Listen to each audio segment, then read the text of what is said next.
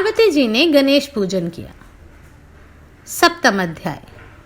सूत जी बोले, है शौनक। फिर ब्रह्मा जी ने व्यास जी को जग जननी पार्वती जी द्वारा पुनः गणेश पूजन करने की बात बताई। महर्षि भृगु बोले, हे राजन, कार्तिक की पूर्णिमा में त्रिपुरासुर के भस्म होने का समाचार प्राप्त होने पर पार्वती जी गिरि गुहा से बाहर आए और अपने पिता हिमाचल और पतिदेव त्रिपुरारी को कहीं ना देखकर वे दुखार्त हो गईं और शोक के कारण रुदन करने लगी। उनका रुदन एक भील ने सुना, जो उसने हिमाचल के पास जाकर उनके रोने की बात बताई। इससे चिंतित हुए पर्वतराज अपनी पुत्री गिरिजा के पास पहुंचे और पुत्री को धैर्य बंधाने लगे। उस संत्रस्त गिरिजा नंदिनी ने कहा, पिताजी, ना जाने भगवान शंकर कहाँ हैं। त्रिपुरासुर से युद्ध करने गए थे और सुनते हैं कि वह असुर मारा गया, किंतु वे अभी तक लौट कर नहीं आए। अब उनके सकुशल घर लौटने का उपाय क्या है? व्यास जी बोले, हिमालय ने कुछ दूर विचार किया और फिर कहने लगे, बेटी, भगवान गणेश का पूजन करो। कल प्रातः काल उठकर शौचादि से निवृत्त होकर स्नान करना और विघ्नेश की मृण्मय मूर्ति बनाकर उसको षोडशोपचार से पूजन करना। भोग षडरस भोजन कराना, किंतु ध्यान रहे कि उसमें मोदक अवश्य हो। भक्तिभाव पूर्वक गणेश जी का ध्यान, स्तवन, निराजन आदि के करने से वे शीघ्र ही प्रसन्न हो जाते हैं। जब तक शिवजी ना लौटें तब तक गणेश जी के एकाक्षरी गंग मंत्र का जप करते रहना। वैसे उनके 1,00,000 जप से अनुष्ठान पूर्ण हो जाता है। सामान्यतः स्थिति में श्रावण शुक्ल चतुर्थी से भाद्र शुक्ल चतुर्थी तक 1 मास पर्यंत गणपति पूजन एवं अनुष्ठान करें। पूजन के लिए एक मूर्ति से 108 मूर्ति तक ले सकते हैं। अनुष्ठान पूर्ण होने पर उद्यापन किया जाना चाहिए।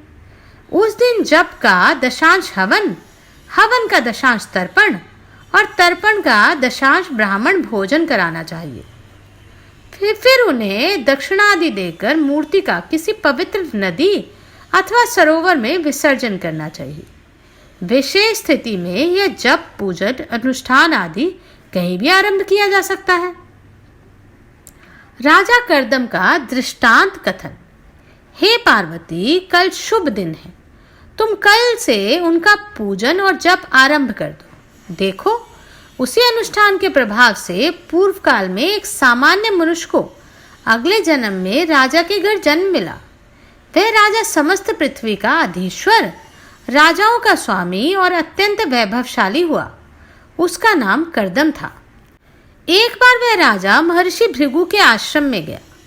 वहां महर्षि ने उसे अनेक इतिहास कथाएं सुनाई। तभी प्रसंगवश राजा ने अपने वैभव संपन्न होने का कारण पूछा, तो महर्षि ने ध्यान करके बताया, राजन, पूर्व जन्म में तुमने गणेश्वर के एकाक्षरी मंत्र का अनुष्ठान किया था, जिससे प्रसन्न होकर गणपति ने तुम्हें राजेश्वर होने का वर प्रदान किया। तुम उस जन्म के एक दरिद्र क्षत्रिय के घर में उत्पन्न होने के कारण जीवन भर दुख भोगते रहे। तब एक दिन आत्मघात को तत्पर हुए तुम वन में भटक रहे थे। तभी सौभरी ऋषि से तुम्हारी भेंट हुई। तुमने उनसे संकट का निवारण का उपाय पूछा। उन दयालु ऋषि ने तुम्हें गणपति के एकाक्षरी मंत्र का उपदेश दिया। तब तुमने उस अनुष्ठान को अत्यंत श्रद्धा भक्ति पूर्वक किया, जिसके फलस्वरूप इस जन्म में तुम्हारी शेष आयु सुखपूर्वक व्यतीत हुई और उसी के प्रभाव से इस जन्म में सम्राट भी हुए। राजा नल का दृष्टांत कथन। हिमालय ने कहा, हे उमे, निश्चत देश के राजा नल ने भी उन्हीं विघ्नेश्वर का पूजन करके अभिष्ट प्राप्त किया था। वह राजा अत्यंत ऐश्वर्यशाली, धर्मज्ञ, राजा राजेश्वरों और महाबलियों का भी महाबली था। समस्त विश्व में उसकी यश पताका फहराती थी। वह जैसे नीति निधान था, वैसे ही ज्ञानवान भी था। उसके पास सदैव विद्वान ब्राह्मणों, ऋषि मुनियों, मनीषियों आदि का जमघट लगा रहता था। एक दिन उसकी सभा में महर्षि गौतम पधारे। राजा ने उनका अर्घ्य पाद आदि पूर्वक अत्यंत स्वागत सत्कार किया।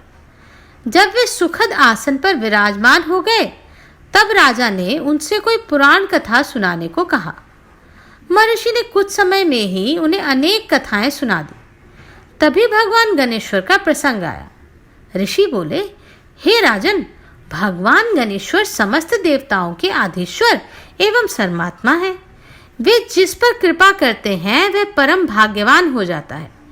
राजा ने निवेदन किया, भगवान, सब देवताओं के अधीश्वर तो भगवान विष्णु माने जाते हैं तथा कुछ विद्वान त्रिलोचन को भी सर्वेश्वर कहते हैं, किंतु गणेश जी को सबका स्वामी कहते हैं तो किसी को भी नहीं सुना। अब आप उन्हें ऐसा क्यों कहते हैं? महर्षि बोले, महाराज, भगवान गणेश्वर साक्षात ब्रह्म है। ब्रह्मा, विष्णु, महेश्वर तो उन्हीं के प्रभु के अंशावतार हैं। उन सभी ने भगवान वरदराज की उपासना करके ही अपनी अपनी कार्य क्षमता प्राप्त की है। अन्य देवताओं और ऋषियों आदि ने उन्हें गणेश्वर की उपासना करके सिद्धि प्राप्त की। यह जितने भी राजे महाराजे हुए वे सब उन्हीं भगवान की कृपा से हुए। हे राजन, तुमको भी इस वैभव की प्राप्ति में उन्हीं गणाध्यक्ष का ही कृपा निहित है। महाराजा नल ने पूछा, प्रभु, मैंने तो कभी उन भगवान की पूजा आराधना विशेष रूप से नहीं की। केवल विभिन्न संस्कारों और देव पूजन में गणेश आदि का जो आदि पूजन होता है वही किया। गौतम ने कहा, राजन, तुमने जो गणेश उपासना की है उसकी भी बात सुनो। पूर्व जन्म में तुम गौड़ देश के पिपल नगर के निवासी थे। तुम्हारा जन्म एक सामान्य क्षत्रिय परिवार में हुआ था। सर्वत्र तिरस्कृत रहने के कारण तुम बहुत दुखित थे। तभी महर्षि कौशिक से तुम्हारी भेंट हुई। तुमने उनसे अपने दुख की बात कही और उसका निवारण का उपाय पूछा। महर्षि ने कृपा पूर्वक गणेश जी के एकाक्षरी मंत्र के प्रभाव से इस जन्म में तुम अत्यंत ऐश्वर्यवंत राज राजेश्वर हुए।